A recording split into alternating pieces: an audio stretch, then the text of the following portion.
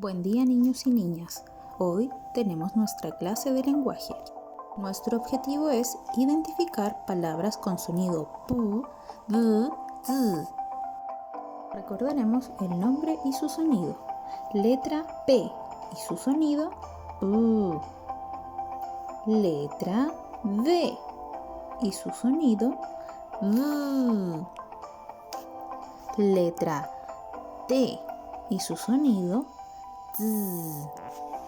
Te invito a realizar el siguiente desafío.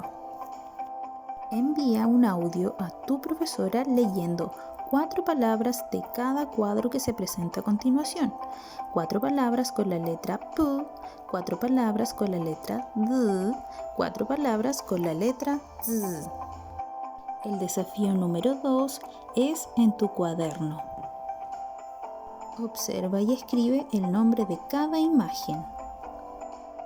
Ahora debes completar con las sílabas que faltan.